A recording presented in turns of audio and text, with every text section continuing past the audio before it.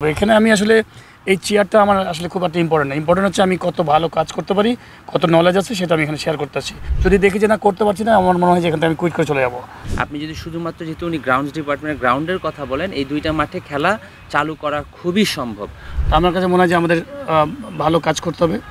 3 থেকে 6 মাসের মধ্যে আমরা কী কী কাজে পদক্ষেপ নিচ্ছি এটা নিয়ে আমরা সুন্দর একটা মত বিনিময় সবার মতো করব খুব শীঘ্রই। আমরা তো কেবল আমরা আসছি, তো চেষ্টা করছি এই পূর্বাচল মাঠে কত তাড়াতাড়ি এই ফ্যাসিলিটিসগুলো ডেভেলপ করা, যেন 7-8টা টিম যেন এখানে সুন্দরভাবে প্র্যাকটিস করতে পারে।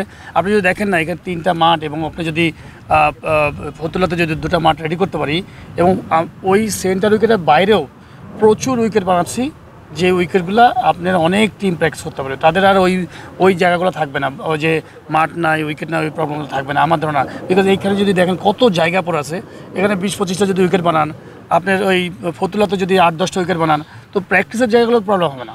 আমার মনে হয় যে এটা তো ইচ্ছার ব্যাপার। দেখা যাক, ইনশাল্লাহ আমাদের ইচ্ছা আছে। আশা করি আমাদের গ্রাউন্ডস ডিপার্টমেন্ট চেষ্টা করছে যে আগামী 3 থেকে 4 মাসের মধ্যে এগুলোকে আমরা রেডি করবো। মানে ড্রেসিং রুমের না, হ্যাঁ, আপনি শুধু মাঠ বানালে তো হবে না। আপনি দেখবেন যে আমার যতটুকু ধারণা আছে, আমরা সবাই মিলে আলাপ করছি যে প্রাথমিক অবস্থায় একটা মাঠ, এখানে যে মাঠগুলো থাকবে, সাথে ড্রেসিং রুম থাকবে। আপনি যদি দেখেন যে দেশের বাইরে বিভিন্ন দেশে, নিউজিল্যান্ড বলেন, অস্ট্রেলিয়াতে বলেন, মাঠের পাশে সুন্দর ড্রেসিং রুম থাকে, মানে সুন্দর, মানে আমাদের এখানে খেলার লোকাল ডোমেস্টিক হবে। এই মুহূর্তে তো আপনার ধরেন আপনার ইন্টারন্যাশনাল ম্যাচ হচ্ছে না, তো সেই ক্ষেত্রে আমাদের ডোমেস্টিক ম্যাচের মধ্যে যে এনভায়রনমেন্টটা দরকার, বিকেএসপি 3-4 যেমন আপনি যায়, তো সেই রকম একটা এনভায়রনমেন্ট তৈরি করে ফেলা, যেন সাথে খুব রেগুলার যেন খেলা হয়।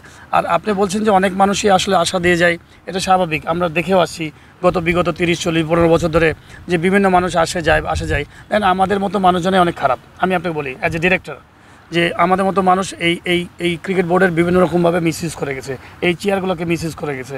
তা আমি মনে করি যে আল্লাহ যেন না দেয় আমাদেরকে ওই মিসইউজ করার মতো ওরকম কিছু মানে সুযোগ না আসে, বা এরকম মানে আমি চাই না যে এরকম না করতে। যদি দেখি যে না করতে পারছি না, আমার মনে হয় যে এখান থেকে আমি কুইট করে চলে যাবো। এই জন্য এখানে আসি না, ক্রিকেটের ডেভেলপমেন্টের জন্য আসছি।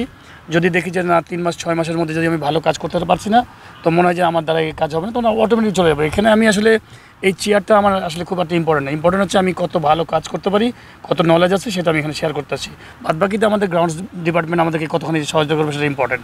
তো ভালো কাজ না করলে এখানে থেকে তো লাভ নেই। আলটিমেটলি আমি তো এখানে কোনো আর্ন করার জন্য এখানে আসি নাই। ঢাকা লিগটাও তো আসলে এখানেই করা যায়, তো ক্রিকেটাররা তো আরেকটু বেশি স্বস্তি পায় কিংবা প্র্যাকটিসের সুযোগ পায়। দেখুন 100 ভাগ ঠিক আছে, পারফেক্ট লোক। হ্যাঁ, না দেখুন, আপনার বিকেএসপির যে মাঠগুলো, এগুলো তো আজকে না, অনেক আগের থেকেই খেলা শুরু হয়েছে। আপনার রাস্তাঘাটের কাজের কারণে বা মিল ফ্যাক্টরি হয়ে যাওয়ার কারণে জ্যাম হয়ে যাচ্ছে। পাইলট ভাই যখন গ্রাউন্ডস ডিপার্টমেন্টের চেয়ারম্যানের দায়িত্ব নেন, তখন আমাদের প্রথম আলাপ যেটা হয়েছিল, আমাদের হাতের পাশে একদম ইমিডিয়েট 5টা মাঠ আছে। আপনার আমি এইখানে আমাদের একটা তো মাঠ আছেই, 2টা মাঠ করা যায়। ফতুল্লার কাজ এখন যে অবস্থা আছে, আপনি যে অবকাঠামোগত উন্নয়নের কথা বাদ দিয়ে আপনি যদি শুধুমাত্র যেহেতু উনি গ্রাউন্ডস ডিপার্টমেন্টের গ্রাউন্ডের কথা বলেন, এই 2টা মাঠে খেলা চালু করা খুবই সম্ভব। তো আমরা যেটা চিন্তা করেছিলাম যে আমরা যদি এইখানে 5টা মাঠ রেডি করে ফেলতে পারি, সাথে আমাদের SBNCS তো আছে, তাহলে কিন্তু আর আমার বিকেএসপি বিকামস আ সেকেন্ডারি ইস্যু। তারপরেও বিকেএসপির মাঠ 2টা আমাদের লাগবে। দেখুন, একটা টিম আগে যাবে কি যাবে না, তারা ওখানে গিয়ে আগে থাকবে কি থাকবে না, এটা কিন্তু ক্লাবের উপর ডিপেন্ড করে।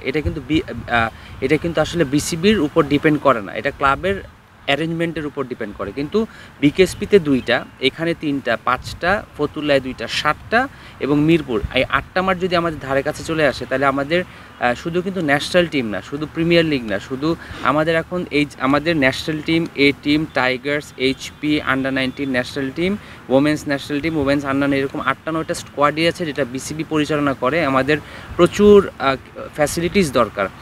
এবং শুধু বিপিএলের সময় যে আমরা সব টিম দিয়ে আমাদের বিপিএলটা ভালো করার জন্য সব টিমকে কিন্তু সেখানে সুযোগ দিতে হচ্ছে। আমরা যদি ফতুল্লাটাকে ফুল ফ্লেজেড করতে পারি, এইখানে যদি 3টা মাঠ এবং উইকেটগুলো রেডি করতে পারি, তাহলে কিন্তু আমাদের এই খুবই চোখের পলকেই আমাদের এই প্র্যাকটিস এবং খেলার সমস্যাটা চলে যাবে। এরপরেও বিকেএসপি আমাদের খুবই প্রায়োরিটির জায়গা, কারণ এখানে শুধু আমরা ন্যাশনাল টিম না, প্রিমিয়ার লিগ না, এজ লেভেল ক্রিকেট আছে, ওমেন্স ক্রিকেট আছে, আমাদের যতগুলো মাঠ আছে। মূল প্ল্যানটা এখন যেটা, বা নতুন করে আমরা যেটা ভিশন দেখছি, এক্সিস্টিং মাঠের ডেভেলপমেন্ট, আর যত নতুন করে মাঠ তৈরি করা যায় উইদিন অ্যাফোর্ডেবল কস্ট, ঠিক আছে। আর স্ট্রাকচারের যে ব্যাপারগুলো এগুলো কিন্তু আলাদা ডিপার্টমেন্ট আছে, ফ্যাসিলিটি। সো মাঠের কাজটা হচ্ছে কি মাঠগুলো রেডি করে একদম ন্যূনতম যে সুযোগ সুবিধাগুলো, আপনার ড্রেসিং রুম, মিডিয়ার বসার জায়গা, গ্রাউন্ডসের স্টাফ জিনিসপত্র রাখার জন্য এগুলো ইনশিওর করা পরিকল্পনা আছে। এবং আশা করি যেটা পাইলট ভাই বারবার একটু ক্লিয়ার করে দিলে ভালো, আমরা আশা করি এই যদি সব কিছু ঠিকঠাক মতো থাকে এইখানে এবং ফতুল্লায় আমরা আগামী সিজন থেকে ফুল ফ্লেজেড খেলতে পারবো। এখন অবকাঠামো কতটুকু হবে এটা ডিফারেন্ট কেস, বাট মাঠ যে প্র্যাকটিস এবং মাঠ ইনশাল্লাহ নেক্সট সিজনের মধ্যে রেডি হয়ে যাবে। আমি একটু নাইন ভাইয়ের সাথে একটু অ্যাড করবো। নাইন ভাই একটা কোশ্চেন করেছিলেন, আমার মনে হয় যে এগুলো তো সবাই স্বপ্ন দেখায়, হ্যাঁ। তো নাইন ভাই শুধু একটা কথা বলবো যে দেখেন, কখনো কখনো টার্নিং উইকেট, ভাঙা উইকেট থাকে। আপনি দেখেন যে টার্নিং উইকেট দেখেন যে পুরো শন, আপনার পুরো গাছ, এই 5-7 বছর ধরে এই অবস্থা আছে। তো টার্নিং উইকেটে কিন্তু আপনাকে সার্ভাইভ করতে হবে এবং ওখান থেকে ভালো ব্যাটিং করে জিতে আসতে হবে। তো আমার কাছে মনে হয় যে আমাদের ভালো কাজ করতে হবে। ইনশাল্লাহ আমরা মানে একদমই বলবো যে বদ্ধপরিকর যে ইনশাল্লাহ ভালো কাজ করব এবং ভালো কাজ করেই যাবো এখান থেকে, এবং আপনাদেরকে প্রমাণ করে যাবো যে আমাদের মাথায় অনেক ভালো আইডিয়া আছে, আমরা জিনিসটা শেয়ার করতে চাই দেশের জন্য। একদম স্বচ্ছ প্রক্রিয়া থাকবো। কি হয়েছে আগে ইম্পর্টেন্ট না, একদম স্বচ্ছ প্রক্রিয়া, টেন্ডারের মাধ্যমে যাব, প্রাইজ কোটেশন দেখব এবং কারা কারা কোয়ালিটি মানে কোম্পানি সেগুলো দেখব। এবং আপনারা একদম ওপেন। আমার কাছে মনে হয় খুব শীঘ্রই আমি একটা মিডিয়া করব গ্রাউন্ডসের জন্য, যে আমরা ভবিষ্যতে এই 3 থেকে 6 মাসের মধ্যে আমরা কী কী কাজে পদক্ষেপ নিচ্ছি এটা নিয়ে আমরা সুন্দর একটা মত বিনিময় সবার মতো করব, যেটা বিগত কখনোই হয় নাই। আমাদের গ্রাউন্ডস নিয়ে যে পুরো প্রক্রিয়া প্ল্যানটা আছে গোটা বাংলাদেশ নিয়ে, সেটা আমরা খুব শীঘ্রই হয়তো দেখা গেলো যে নেক্সট উইক বা তার পরের উইকে আমরা একটা প্রেজেন্টেশন দেবো আপনাদের জন্য গোটা বাংলাদেশের প্ল্যানগুলোটা নিয়ে। তো আশা করি ইনশাল্লাহ চেষ্টা করব। বাট আমি আপনাদের সবসময় বলি যে দেখেন, এই যে যদি দুর্নীতি যেগুলো হয়ে থাকে বা হয়েছে, আমাদের মতো অনেক ব্যক্তি আছেন যারা এই চেয়ারগুলোকে মিসইউজ করেন। এই চেয়ারগুলোকে মিসইউজ করে দেখা গেলো যে ঘাড়ের উপরে বন্দুক রেখে অনেক সময় মিসইউজ করেছে, বিভিন্ন ডিপার্টমেন্টকে কলুষিত করেছে।